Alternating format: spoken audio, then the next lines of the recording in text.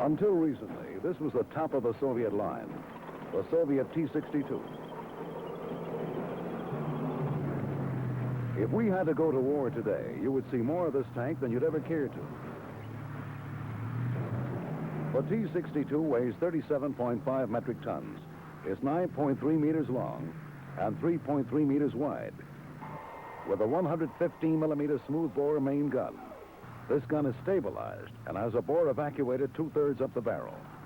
The T-62 has a V12 diesel engine that puts out 580 horsepower and a road range of 450 kilometers. The tank is fully tracked, has 5 road wheels and no track return rollers. It carries a snorkel and smoke generating equipment. And both the commander and gunner have infrared searchlights. The basic load is 40 rounds, HE frag, heat, and a hypervelocity armor-piercing fin-stabilized discarding sabot round with a muzzle velocity of 1,615 meters per second. This round is accurate out to a maximum effective range of 1,600 meters.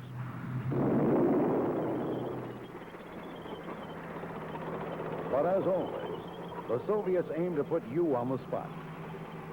Since the early 1970s, they have been building 2 newer tanks, the T-64 and the T-72.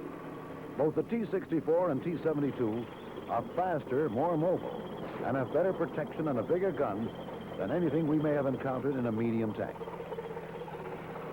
So let's take a good look at them, see how to spot them, check their combat capabilities, and then review some ways that we can fight them and win.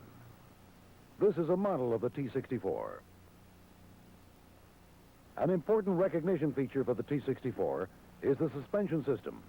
It includes 6 small stamped all-metal road wheels and 4 track return rollers. The T-64 is the first Soviet medium tank on which this arrangement appears. The probable torsion bar suspension and small wheels contribute substantially to improved cross-country mobility and agility.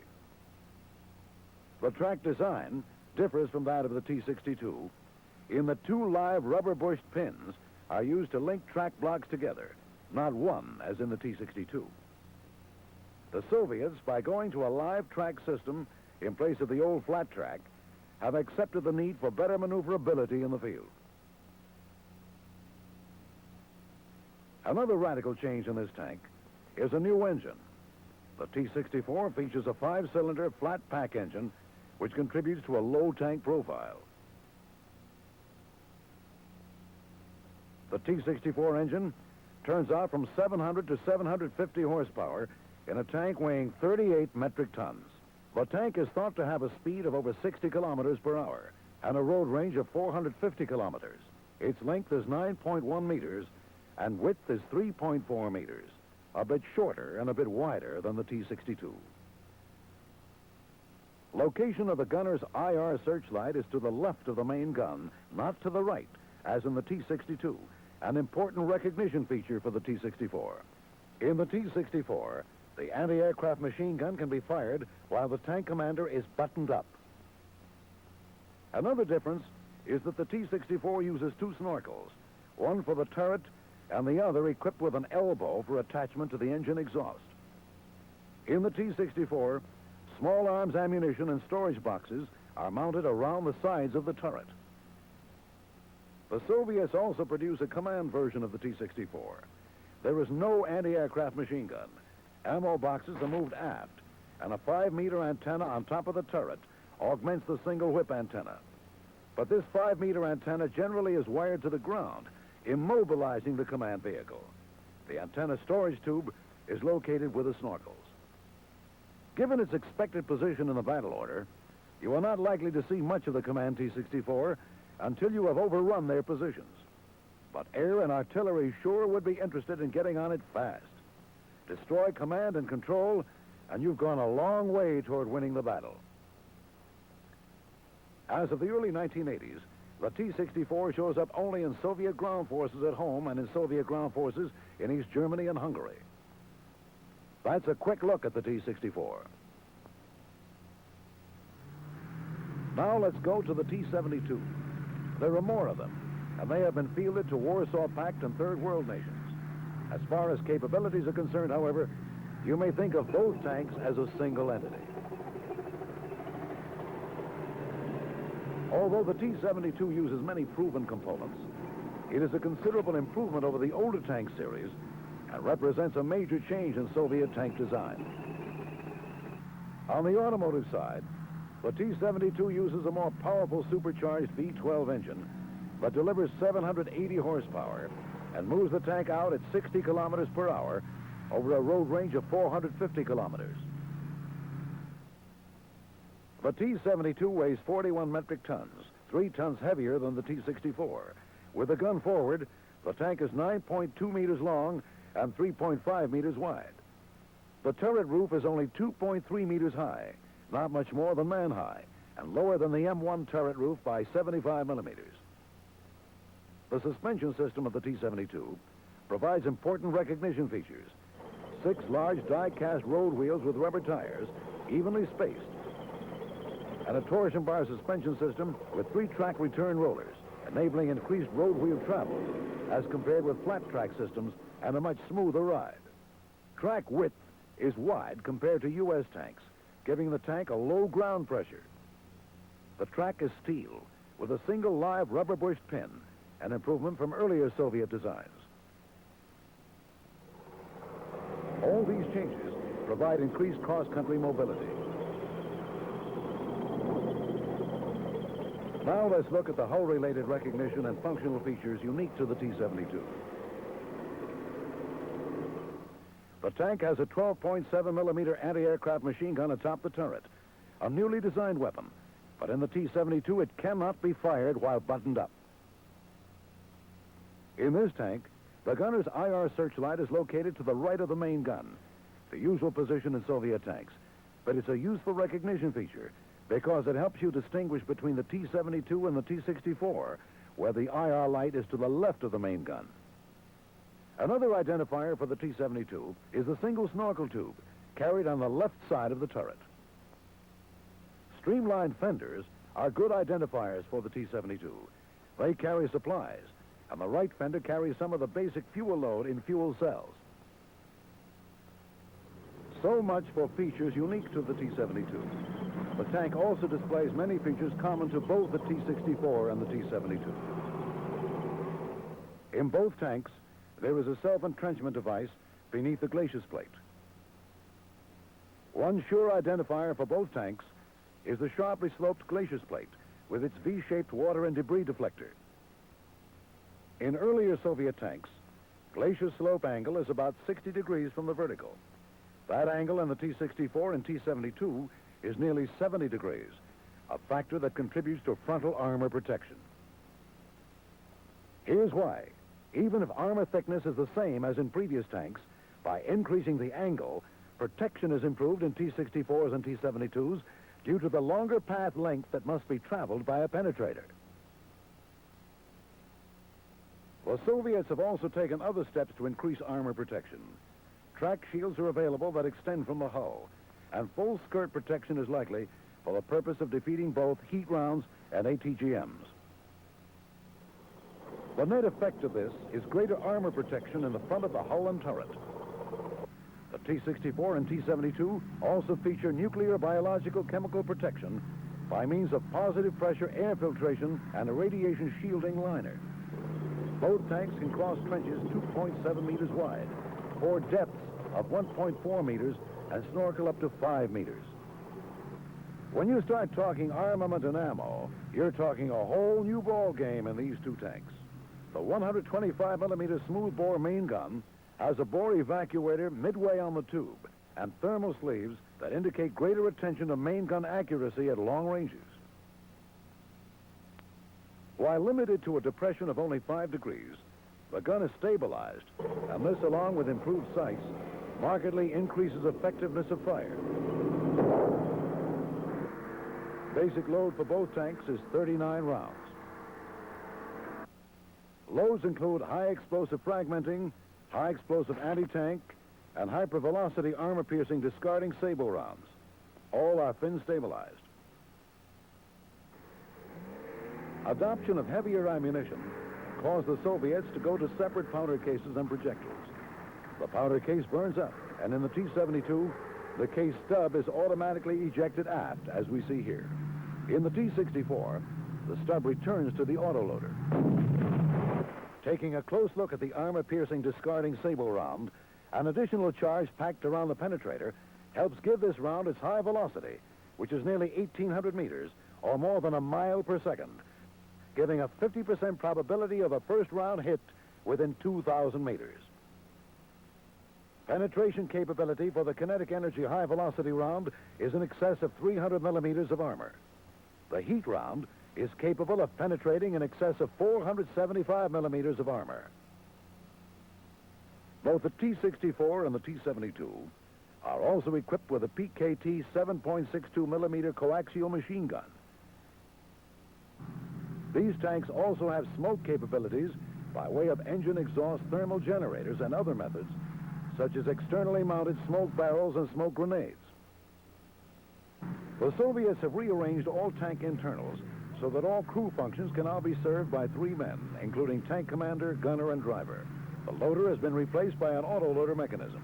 The driver in these tanks is located on the midline forward of the turret, while the tank commander is at the right and the gunner at the left in the turret.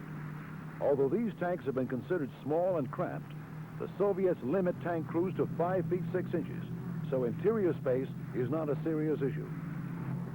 Stabilized optics, gun and automatic loading features afford a firing rate of 6 to 8 rounds per minute in automatic mode. That's a quick rundown on the T-64 and T-72 tanks. Now to summarize. These tanks are faster, more maneuverable, have greater protection as to armor and survivability in NBC environments, have a bigger gun and higher velocity munitions, improved anti-aircraft capability. They can move through and underwater with improved snorkeling ability, and they can fight at night.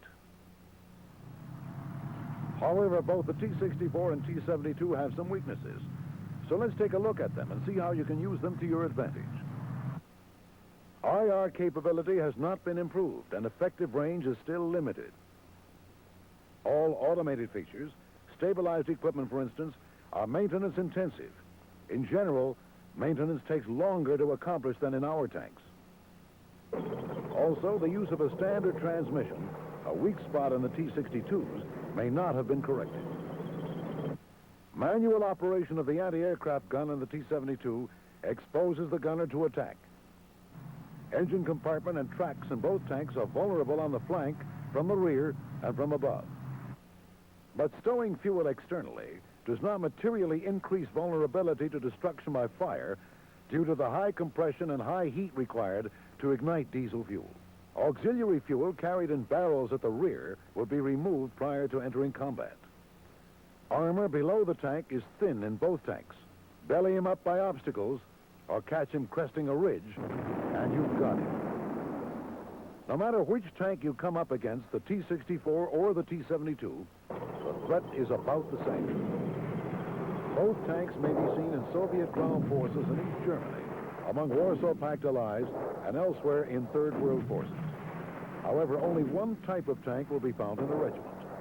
Appearance of either tank in replacement for the other will indicate that different units have been committed.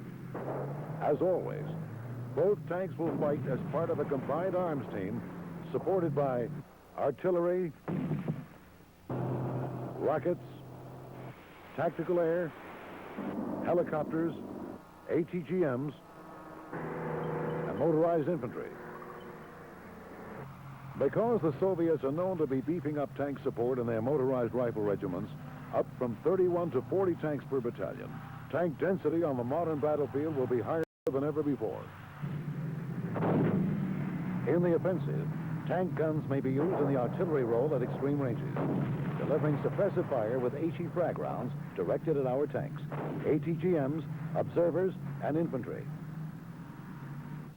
HE frag rounds are a threat because they can damage a tank's exposed components such as tracks, optics, and antennas.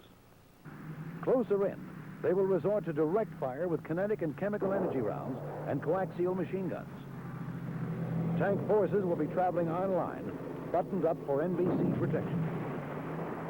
A Approaching at high speeds, firing at high rates, with improved accuracy from a more stable platform, T-64 and T-72 tanks offer a serious challenge. In the face of this, we can counter the threat by tactics and flexibility. Go for crossfire, the flank and rear shots. Your turret traverses faster than his. Catch him with his main gun at the wrong angle. Keep moving. Use every bit of cover you can find to present him with the smallest possible target. Use smoke to defeat his electro-optics, both thermally generated and by grenade launchers. Nail him when he's belly up. If you can't kill him, disable him so that teamwork can finish him off. Keep that T-72 anti-aircraft gunner buttoned up. Make the job easier for attack helicopters. If you catch him snorkeling, knock off those snorkel tubes or explode rounds in the water. Let overpressures work for you.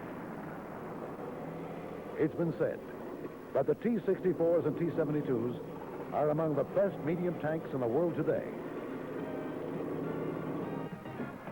But they can be defeated.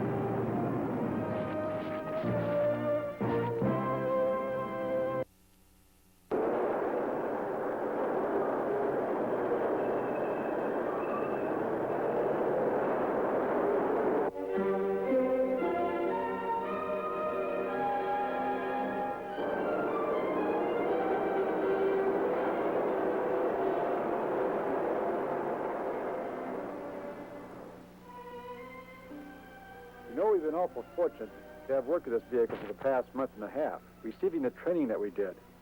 Well, one thing comes to mind is that the troops in the field who are facing the T-62, the Soviet's main battle tank, don't know nearly as much as we do about the system. If you had the opportunity, what would you want to tell the guys in the field about this system? Let's get on it and refresh our memories.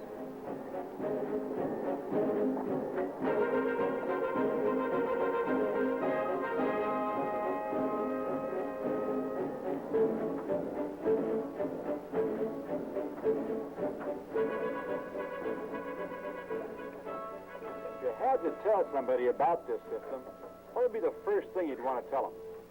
I think the first important consideration that I would tell the men would be the silhouette of the vehicle. It is much smaller than ours. The height of the vehicle is 7.8 feet. The M60 is 9.3 feet. The width of the vehicle is 11.9 feet. The M60 is 12 feet. The length of the vehicle is 22.3 feet long. The M60 is 22.7 feet. And it weighs 40.2 tons. The M60 weighs 52 tons.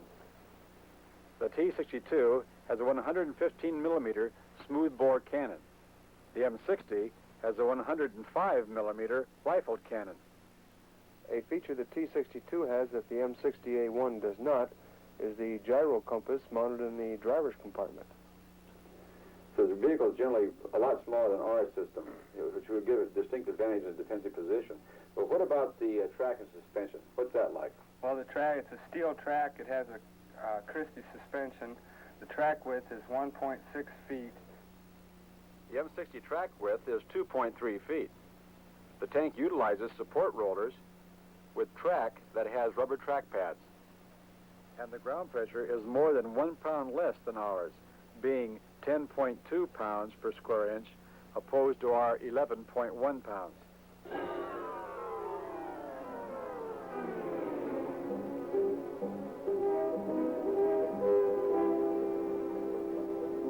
On our vehicles, job the loader often has is that of actually putting the fuel in our system.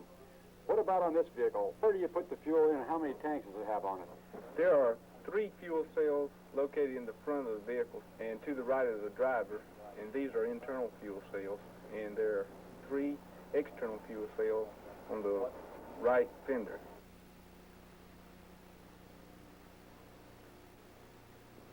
Is there any oil reserve that they have outside the vehicle? Yes, there's external oil reserve on the left fender over the exhaust. I find that the maintenance on the M60 is far easier. It's all you have to do to check the oils is pull up a grill door.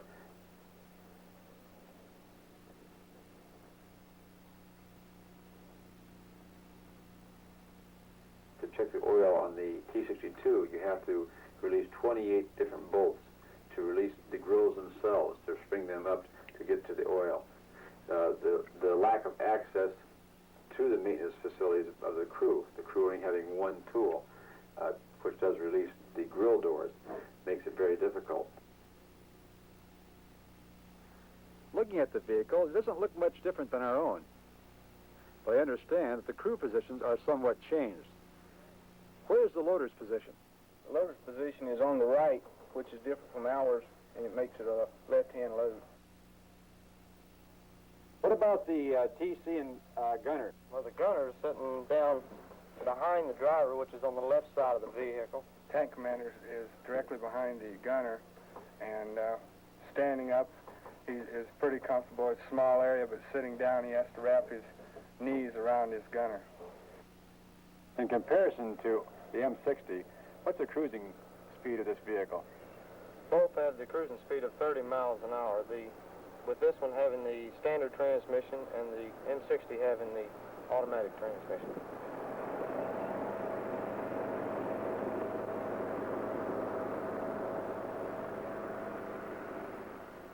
I understand the sights headrest in this particular vehicle is somewhat different than the one we have in our M60 series tanks. The headrest on this side, I think, is really nice because it wraps around your head and keeps your head into a position that would keep a good eyesight picture on the target, even on a moving range. Question for the tank commanders. Did you have any difficulties at all acquiring range? Yes, sir. Particularly when we're on the move, I had extreme difficulty in ranging. In fact, I couldn't hardly range at all. It was more an estimation of range than it was using the rangefinder itself. Well, that Stydia like the one we have in our M551? No, sir, it isn't. Our 551 measures the width. However, this steady rangefinder on this vehicle measures the height of the vehicle. That presents a definite problem, particularly if a vehicle is in a defilade position. Once range has been determined utilizing either the tank commander's or the gunner's Stydia reticle, the gunner indexes that range on a ballistic range scale in his sight by turning a knob under the telescope. This applies super elevation to the system. Super elevation on the M60 is applied automatically when the tank commander uses his rangefinder. Looking through the stabilized sight, there is a distinct greenish tint.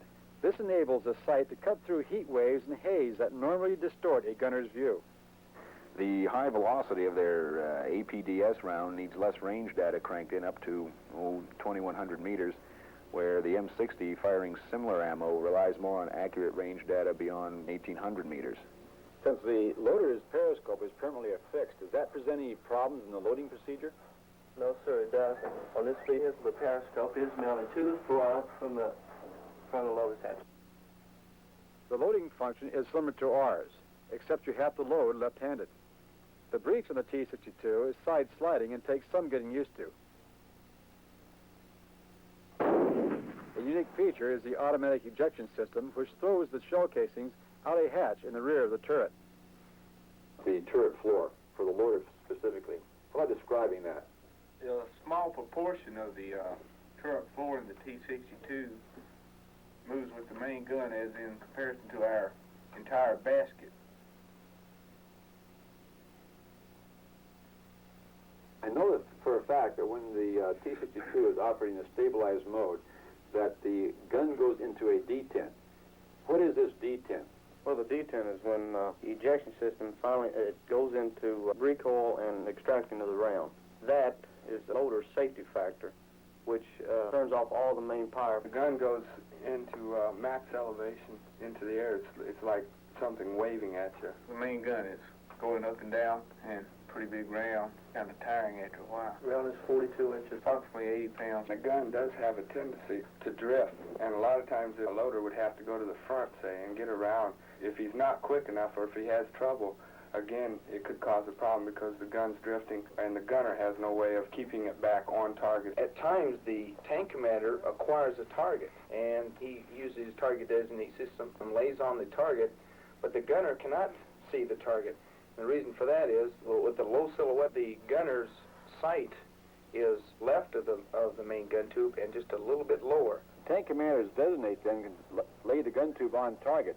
Does the tank commander have both power and manual controls for his designate system? The tank commander has a manual control of his cupola, and the best procedure that I have found while operating the cupola is to put my chest right into the front of the tank commander's hatch, hang on to one to the top of the hatch, and my left hand being on the tank commander's target designate feature, and then manually moving right to left, searching for targets. That way I can lay my gunner on target when I do acquire one. So the manual control is basically just your physical power that you have to move that cupola around then. Yes, sir, it is. How is it to operate then in the closed hatch? In the closed hatch position, it's difficult for a few reasons. For one, the average height of a member is 5'6", and I'm 5'11", and so it's crowded. Also, you're crouched down. You have no way of putting your chest into anything. You have a handle on the right that I use with my right hand, and I also use the target designate handle on the left, and then I move it from left to right. The gunner has a night periscope, an IR periscope.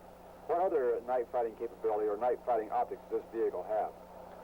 The vehicle has two searchlights, one mounted on the left side in front of the tank commander's hatch. The tank commander's IR is incorporated with his daylight sight. He flips the switch to change it to IR. It's an active sight. The other mounted on the right side in front of the loader's hatch and is operated by the gunner.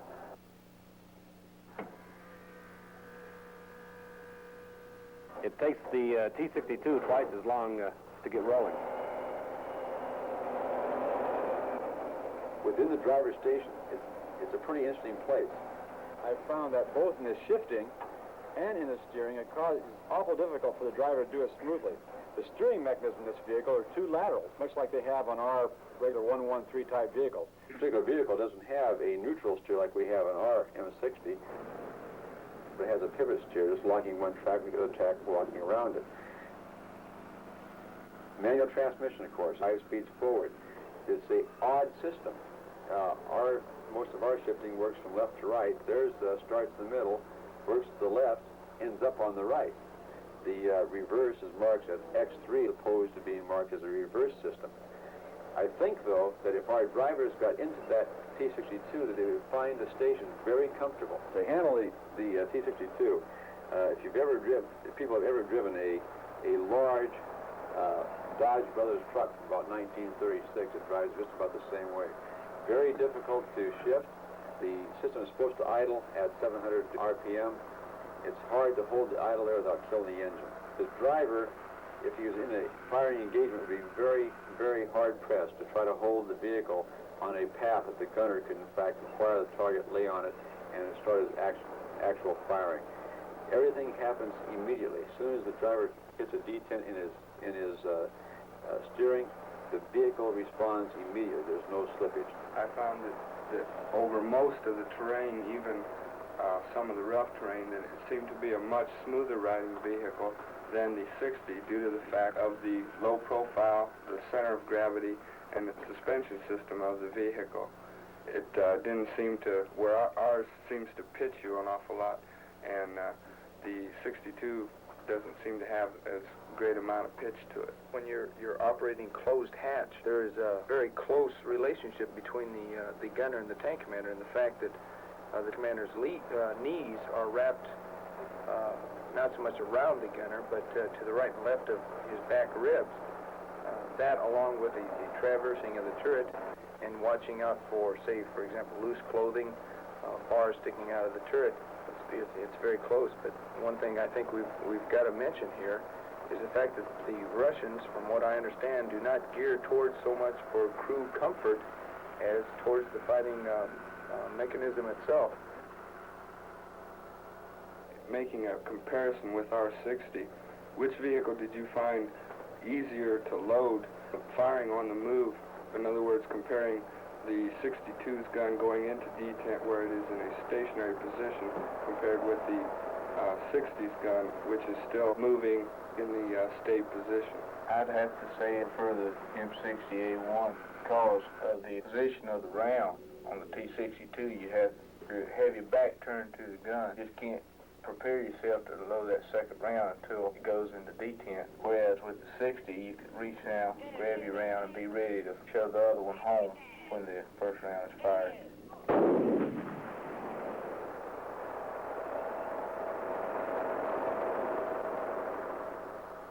If you were in a defensive position trying to acquire a target, either a M60 tank or a T-62 tank, which target could you acquire better? In a defender position, I found it easier to acquire the 62 quicker, especially on a dry day. Located in the back where our grill doors would be, they have a cooling fan, which creates a rooster tail from the dust. It sucks air up and dust, and it blows it into the sky, creating a rooster tail. And sometimes you could be sitting in a defender position and you see this rooster tail and you sit there, well, here it comes, and you may sit there 10, 15 seconds, maybe even longer before you even see this vehicle. Given that both systems are in a defilade position, gun down, just looking over the top of a hill from the TC's position or the turret, turret defilade, who would be able to fire and who first? The 60 crew, I feel, would be able to fire on a target quicker than the T-62 because on the 62, you have a elevation plus of 17 and a minus elevation of 4. Say you have that vehicle in a haul-down position where the tank commander can see the terrain out front of him and see what's coming. The gun tube, more than likely, is going to be pointing up in the air, and you're not going to be able to engage that target. They have to come up far enough, mostly, show their belly underneath the tank, to bring the gun tube down far enough to fire on us to where we could come up over hill and lay the tube practically down on top of the hill to where we just get our turret. There's a ring-mounted 12.7 machine gun for anti-aircraft. On the M60, a 50 caliber is mounted in the TC dome. Both tanks have a coaxial machine gun mounted on the loader side of the main gun. What about the communications capabilities on board these vehicles? Basically, the communication system on board the T-62 is similar to ours.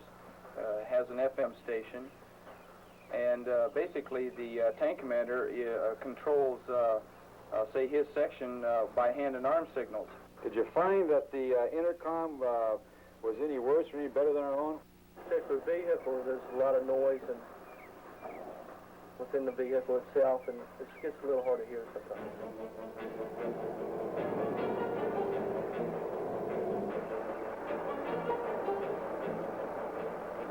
Our optimum target is the internal arrangement.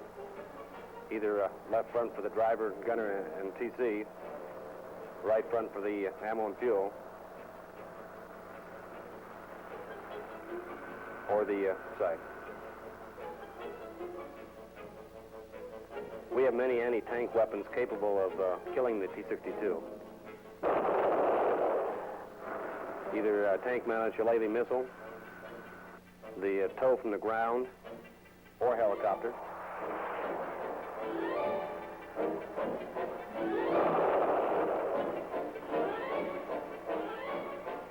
The infantry also have the Dragon, the Law with its heat warhead, and at close range, hand grenades.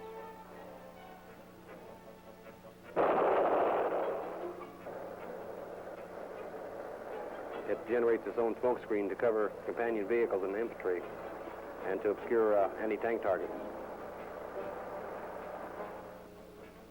While the M60 is designed to be used anywhere in the world, the T-62 is designed mainly for Europe. It can cross rivers using an onboard snorkel attachment to ford up to 15 feet of water and allow it to slide on the opposite bank, firing on the move for suppression or short hauls for accuracy. For deeper water, it piggybacks on a GSP ferry or rides across on a PMP ribbon bridge. The Soviet tanker is used to living in this gas mask and protective suit, even when pulling maintenance. He can decontaminate his tank himself or use a jet spray device. You would have to take characteristics from the T-62 and the 60 itself to really compare to bring the one tank that you would like the best. The 62 is a very good system for what they have, and they're trained on that system. It's very noisy, it's very cramped. There's some bad points on the 62 and there's some good points on the 62. Bad on the 60 and good on the 60. And if you compare good ones on both tanks to one tank, it'd be one hell of a tank. I guess if I were asked to summarize our feelings and attitudes about both these vehicles, I'd say the T-62 is a good tank. It will do all the things that you would ask a tank to do on a battlefield and do them very well. However, our overall feeling would be that the M60 is a better tank. That given the crew on the M60 does the things it's been trained to do, both in gunnery and tactical training, that will be able to defeat the T-62 in one-on-one tank combat.